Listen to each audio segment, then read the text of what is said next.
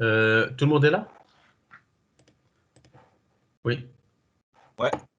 Oui, donc Ouais. quelques plugins en fait. Donc comme exemple, donc ici vous avez la possibilité de donc alors d'avoir des sliders comme ça par exemple. Et donc alors c'est un peu sympa. Donc c'est juste en fait donc des plugins à ajouter, hein, donc dans votre code. Et vous avez la possibilité de présenter l'information de cette forme sur cette manière de présenter les choses. Donc vous avez le Revolution Slider, celui-là on l'utilise d'office dans nos exemples. Donc usage exemple.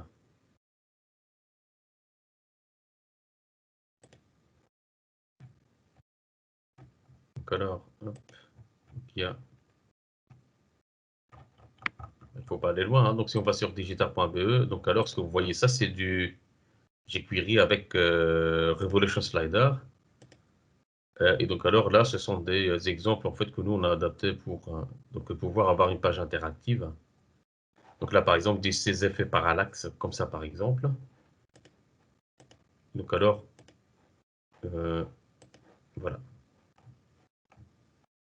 Donc alors, donc le Omega Menu, ça je l'ai utilisé depuis des années et des années. Donc pour présenter un menu, voilà, d'une manière un peu plus, vous voyez ici, ça me permet d'avoir en fait une manière de présenter les informations. Donc alors d'une manière condensée, mais en même temps avoir tout ce qu'il faut. Voilà, vous n'avez qu'à adapter ça, et ce n'est pas compliqué à adapter. Donc ça c'est le méga menu, donc Revolution Slider, Flip. Donc là vous avez la possibilité de d'avoir un magazine par exemple, hein, donc ici. Voilà, vous pouvez scroller par exemple un book, e-book. Mais bon, voilà, c'est quelques exemples, c'est les exemples que j'ai trouvés maintenant, mais il y a beaucoup d'exemples qui sont bien faits. Et donc alors, si on continue, oui, donc ajout suppression de classe. Donc le dernier exemple qu'on avait fait, c'était cet exemple. Donc tout ce que j'ai fait avec vous, c'est dans le cours. Et donc alors, c'est expliqué dans le cours. Ok, donc alors, donc ce que j'attends en fait donc de vous, c'est faire ce TP là, ici. L'objectif en fait donc c'est à l'aide de jQuery. Donc vous allez devoir implémenter 5 boutons qui vont manipuler un rectangle. Chaque bouton provoque une action sur le rectangle. Donc le code HTML, je vous ai fourni le code HTML. Ça va, comme ça vous avez tous la même structure. Et c'est de l'HTML pur et dur. Et tous maintenant, vous savez taper ce genre de code. Donc ici, vous avez un rectangle. Et vous avez 5 boutons. Donc ce rectangle, en fait, il a la classe rectangle ici. Et la classe rectangle est là. Voilà, je vous ai même fourni le code CSS. Ça va. Donc le body, vous pouvez le formater ainsi. Vous pouvez faire un copier-coller de ces règles CSS. Vous avez le rectangle, on lui attribuer donc alors une hauteur et un background, comme ça on peut le voir. Et vous avez les boutons. Donc les boutons, vous pouvez les formater ainsi. C'est juste pour une mise en forme. Donc ici. Et classe color, bah voilà, la classe green. Et puis le bouton hover. Quand on survole, le bouton change son background. Donc alors, vous avez 1, 2, 3, 4, 5 boutons qui vont manipuler ce rectangle. Et vous avez la référence vers la librairie jQuery et aussi vers votre librairie. C'est ici que vous allez travailler. C'est ici que vous allez implémenter votre code. Donc alors, ici, sur les 5 boutons, le premier bouton met le rectangle en vert, le deuxième remet les couleurs initiales, le troisième fait disparaître le rectangle, le quatrième fait réapparaître le rectangle et le cinquième augmente la hauteur de 10 pixels.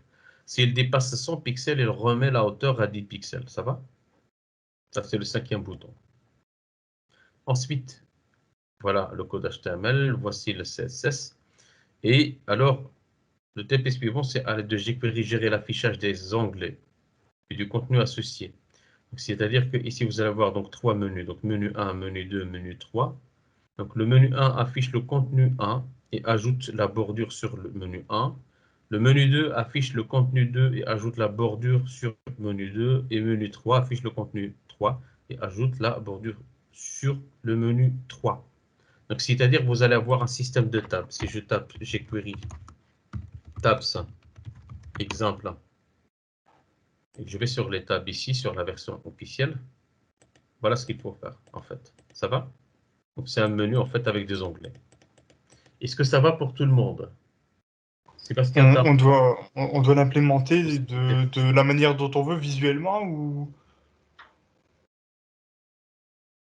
On fait le HTML nous-mêmes pour le deuxième. Oui, donc le deuxième, vous allez faire donc ça vous-même et n'utilisez pas de plugin. On peut le faire mais après, mais l'idée maintenant, c'est que vous manipulez ça donc terre à terre. C'est-à-dire que vous le faites maison, ce que vous voyez là. Ça va? L'objectif, c'est que voilà, vous Ok. manipulez un peu ce qui se passe en dessous du capot. OK? Ça marche. OK. On fait les deux TP, on est d'accord. Oui. Mais vous le faites dans un esprit professionnel, ça va? Ce n'est pas un exercice, c'est un client qui attend en fait ici un résultat de vous. Il ne va pas vous laisser tranquille tout à l'heure. Une petite cinquantaine de minutes. Et donc alors j'aimerais que ce soit fait d'une manière individuelle. Pourquoi? Parce que faire l'exercice, c'est revenir sur le support, aller voir sur Internet, trouver un peu ses bonnes habitudes. Ok, je suis bloqué. Bah écoute, c'est ça. C'est là où ça commence le travail, c'est quand vous êtes bloqué. À ce moment-là, vous allez dire, là, vous commencez à travailler. Le blocage, ce n'est pas une exception qui va vous énerver, mais ça marche pas, bordel, machin. Non, c'est là où votre travail commence. C'est quand vous faites du body, du sport. Donc vous passez 40 minutes à vous échauffer et ce n'est qu'après les 40 minutes que vous commencez à brûler. Ça va? Il faut un peu vous délocaliser votre intérêt sur ce point. Donc voilà, c'est quand vous commencez à avoir des soucis, c'est à ce moment-là que vous commencez à travailler. Ça va? Et ok, bah, let's go. Si vous n'avez pas de questions, je vous laisse travailler.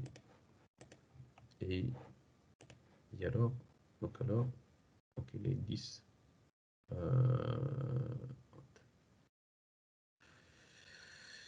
Donc alors, donc à 50, on corrige, ça va?